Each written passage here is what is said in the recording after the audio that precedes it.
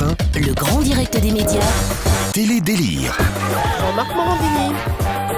Avec le Télé-délire de Benjamin Jost. Bonjour Benjamin. Bonjour tout le monde. Alors qu'avez-vous regardé à la télé hier? Eh bien, j'ai regardé Man vs Wild sur NT1, c'est tous les soirs à 19h45. Moi, je l'adore cette émission.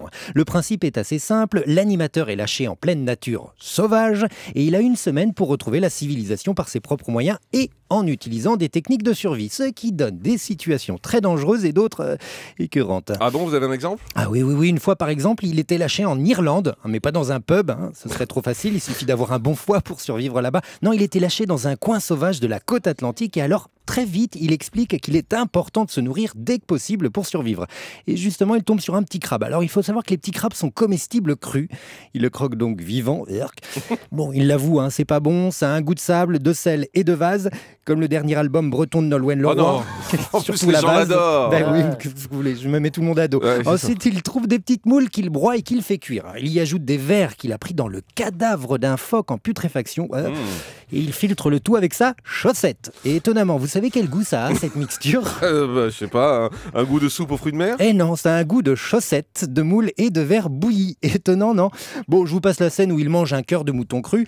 En même temps, je viens de vous la raconter. Et je vous incite à regarder dès ce soir un autre épisode de cette série documentaire hors norme. Et on passe ensuite à W9. Oui, parce que désormais, tous les mercredis soirs, à 22h25, il y a Relooking Extrême. Alors, dans le genre trash comme émission, c'est pas mal du tout non plus.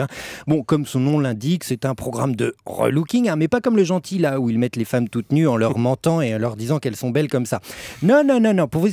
Pour vous expliquer, je vais reprendre le cas d'Automne, l'une des candidates. Bon, Automne n'aime pas son nez parce qu'il ne va pas avec son menton, qui lui ne va pas avec ses pommettes, qui ne vont pas avec ses oreilles, qui, elles, ne vont pas avec son front, qui... Bon, Automne est vilaine, quoi.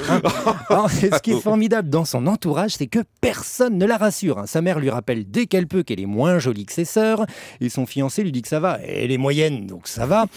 Bref, un entourage... c'est horrible, je vous jure. Bref, un entourage parfait pour développer une bonne estime de soi. D'ailleurs, quand elle annonce qu'elle va participer à l'émission, ses proches se mettent à hurler de joie et à applaudir. C'est un peu comme si au moment où vous annonciez à vos proches que vous arrêtiez la chanson, tout le monde se roulait par terre de bonheur. Une situation que Christophe Ondelat vivra quand il se sera résigné. Bref, du coup, Automne se fait relooker, enfin opérer, liposuction, lifting du front, remodelage des pommettes, implant dans le menton, abrasion au laser, nouvelles dents. Bref, la candidatrice risque sa vie pour passer d'une beauté discrète à un physique d'actrice hollywoodienne complètement tapée. Et le pire dans cette histoire, c'est qu'elle est institutrice. Elle a donc quitté sa classe 3 mois pour subir toutes ces opérations et elle revient sous les applaudissements de ses élèves qui ont donc bien compris la leçon. Si tu n'es pas bien dans ta peau, passe sous le bistouri. Et si tu veux t'intéresser à la beauté intérieure des gens, demande à voir leur coloscopie. Une bonne émission qui va nous permettre nous aussi d'éduquer correctement nos chers bambins. Merci à W9 de l'avoir acheté. Allez, à la semaine prochaine. Merci beaucoup Benjamin Jost.